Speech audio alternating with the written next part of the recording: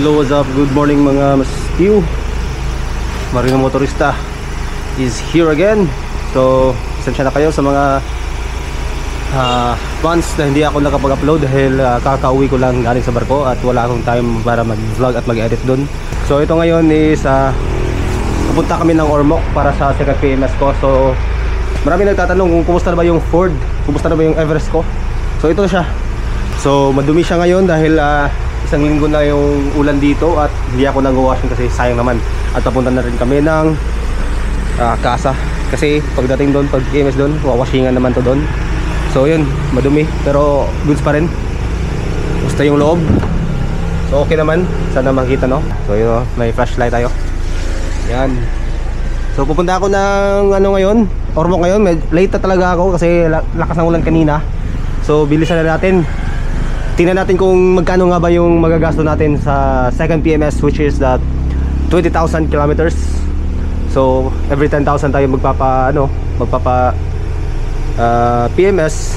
Right now is second dahil 20,000 na tayo. Actually the actual kilometers right now is 21,000. So dahil walang maghahatid dun sa Casa, dahil nandun ako sa barko, kaya ngayon ko lang mahahatid. So yun. Okay. So nag-stop na siya, automatic stop kasi pinastart ko lang via Ford Pass through my cell phone. Nandun ako sa bahay namin and then pinastart ko. And yun, medyo sorry po sa dumi pero goods pa rin siya, no. Marami nagtatanong kung kumusta nga ba si Ford Everest ko. Kasi wala na akong upload eh. Ito ngayon, masasaksihan natin ngayon kung magkano yung magagasto natin sa second PMS. So tara, let's go.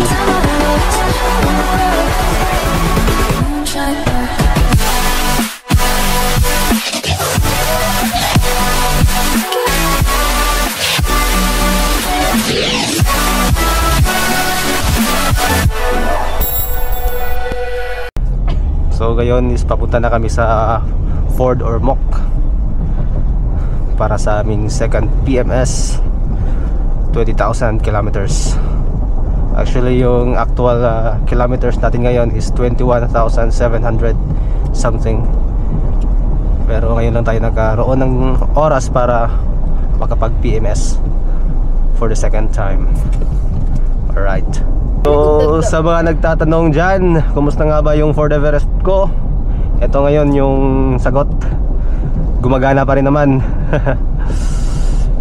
At ano pa ba, hindi ko mabasa lahat, hindi ko matandaan lahat ng mga tanong nyo sa comment sections. So pagpasensyahan nyo na. And ngayon medyo late na tayo kasi grabe yung ulan kanina. So babalitaan ko na lang kayo pagdating namin at kung magkano nga ba yung magagasto natin sa second PMS natin.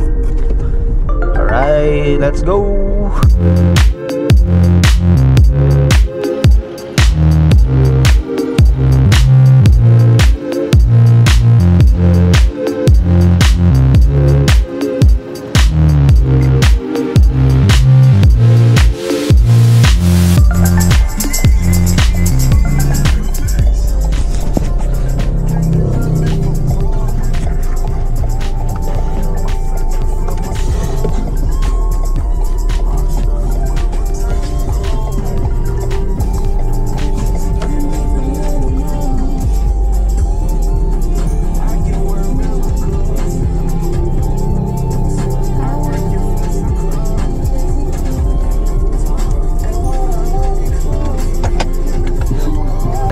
Kakarating ko lang dito sa Ford Ormoc. Medyo na late kami, no. At ito po yung sasakyan natin. Babalikan lang namin mamaya pagkatapos. Yan.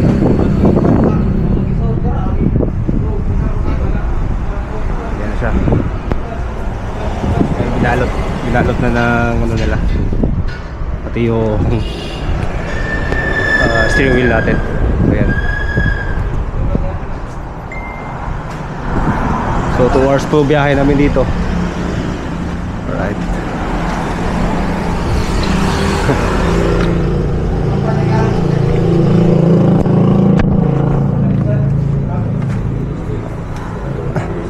Lang sa pwede ra ka mag-good kagulan ta ka. Required ba siya i-change yung bisag 50% ba yan? Depende ninyo sir. Pwede ra pala PMS lang anay. Kung pwede pa, di pa siya ma-avoid, no? Dili man. Bisag ano lang ang pwede ka recommend bisag mga 20 or 25. Ay lang 25. pababa og maayo kay loy na pud. Pero ayaw lang sa siguro yung siya. Pwede ra PMS na sa ta. Oh. Sige, take. Bawal lang. So, ayun guys. Ayan nga mas Stew. Nakatapos na namin kumain ng tanghalian at babalikan namin yung unit namin.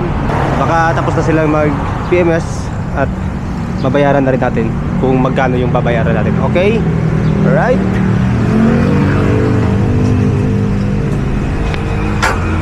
Yan.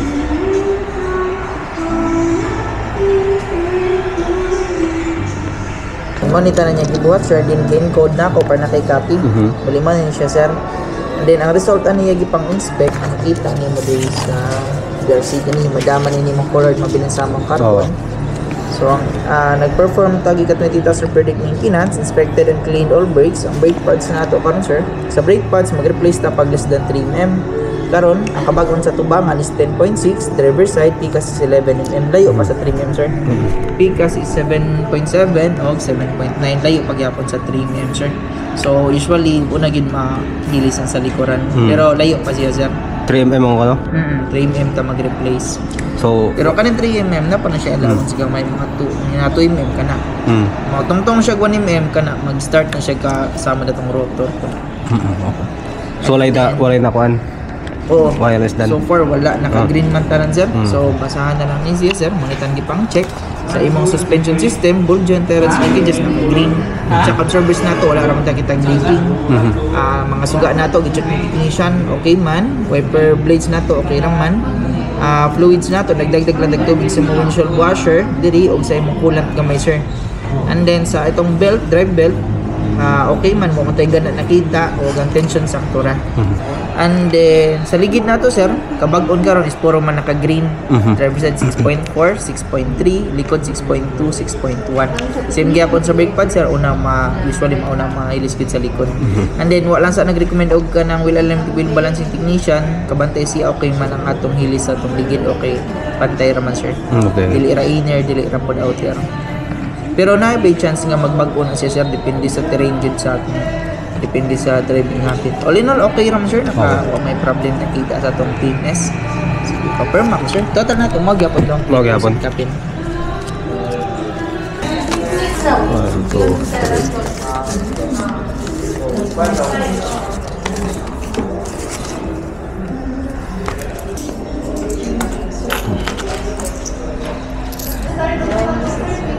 Okay na? Okay, thank you. Yung nabayaran natin, 3,160 for second PMS. Alright, fresh like new. Wala ako copy. Thank you. Salamat po. So si sir, narasyon sir. Okay, thank you.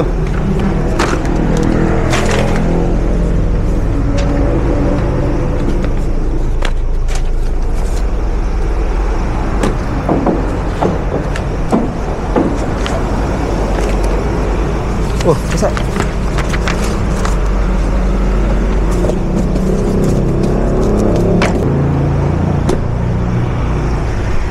So ito yung forma niya.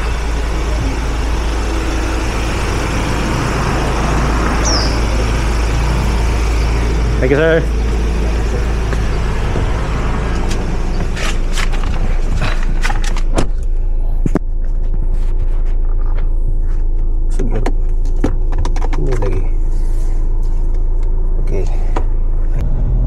So ayun guys, tapos na kami magpa-PMS and pauwi na kami, and so far okay naman. Yung nabayaran natin is 3,160 lang sa PMS natin, second PMS natin.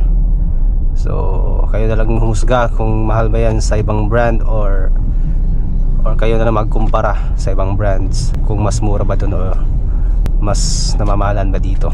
So ayun, thank you for watching. I hope you guys like this video.